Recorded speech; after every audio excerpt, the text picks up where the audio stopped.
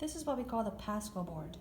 It is a breadboard, and we use it to build circuits. I will show you the different parts of it. So, of course, we have two batteries here, and I guess I'll pull this battery out if I can. There is the negative end there, the positive end here, and under the board there are various connections so that the negative end of the battery is connected to this spring here.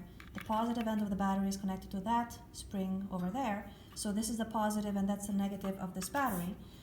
If we connect a voltmeter between these two, they should read a maximum of 1.5 volts. And then we have a second battery, and similarly, this is the negative end attached to the negative end here, and the positive end attached to the positive end. So I have two separate 1.5 volt batteries, but if I want to use 3 volts, I'm going to have to connect the two by connecting the negative end of this battery to the positive end of that battery. So now from here to there, we get a maximum of 3 volts. Each of these squares that you can see has 2 springs, and that means that these 2 springs are connected to one another.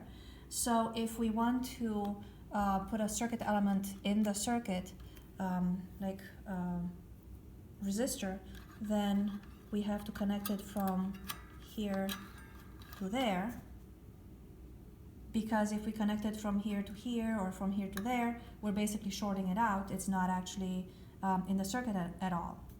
So now we have a resistor in a circuit, and we can complete the circuit. So I can put a wire here and a wire there. And let's say, oh, it's bent. Let's say that we want to measure the current, then we would use our old DMM. So since I want to measure current, then I will use the common here, and I need another cable. Measuring current, so that will go somewhere here. It's not going to be 10 amps, so I'm going to connect it to the milliamps, and then I'm using these micro grabbers, so putting one there and closing the circuit with this one through the ammeter. So I'm going to turn the ammeter to, set it at 4 milliamps, and apparently the scale is not good. Aha. So I had to move it down to the 300 milliamps, and it's measuring 25.8 milliamps. So now my circuit is complete, and I'm measuring the current. All right. Now, if you've noticed, to connect an ammeter in the circuit, I had an open circuit, so I was going from negative in the battery to the positive, to the negative of the other battery, to the positive, to this block of springs, to the next block of springs where I connected the resistor in between, but then there was a broken circuit at this end. There was no wire here. So I connected it by adding an ammeter in the circuit. Now, if I want to measure the voltage across the resistor, so first of all, I still need my ammeter, or I guess I can just close this with a wire. So now I have a closed circuit that I'm not measuring anything in. But now if I want to measure the voltage, so I'm back with my DMM, but volts are measured if I plug things into that plug. So I move the cable there. I still use the same ground, and I'm using batteries, so that's direct current. So the maximum voltage that I can have is 4 volts. So now the other end of the cables, I measure across, I connect across the circuit element. So from there to there. And if I look back at my DMM, I see that the voltage across that resistor is 2.48 volts. So again, to measure the current, we complete the circuit with the ammeter. To measure the voltage, we simply add the voltmeter in parallel with the circuit element that we're measuring the voltage across. All right, other things on the Pasco board are a potentiometer.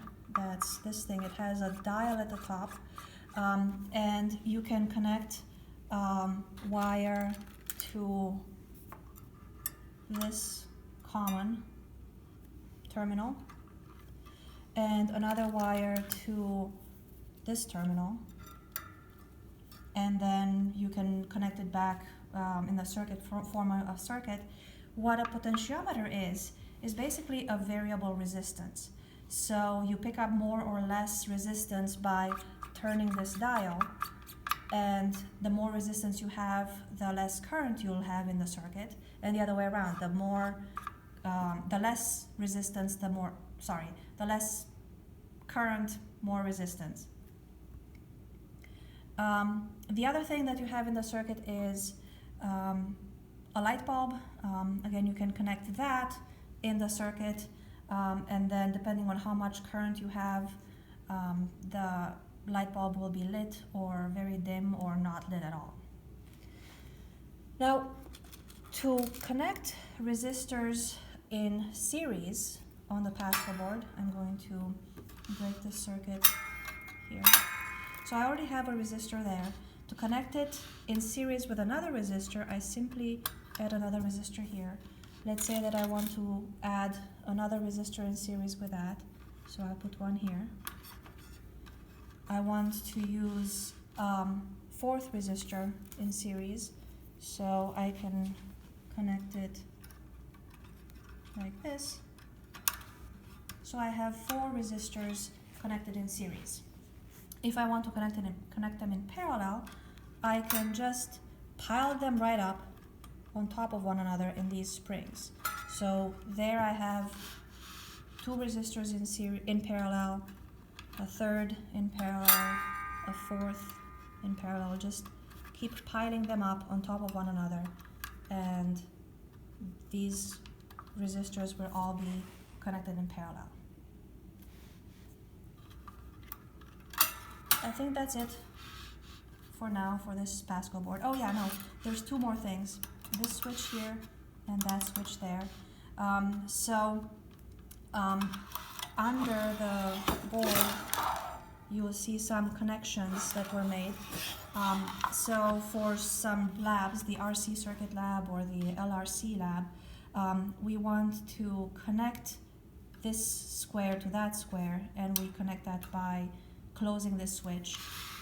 Same thing here, if I want to connect this square to that, there is a switch. So only these 2 squares on either end can be connected through the switch. Alright, that's it.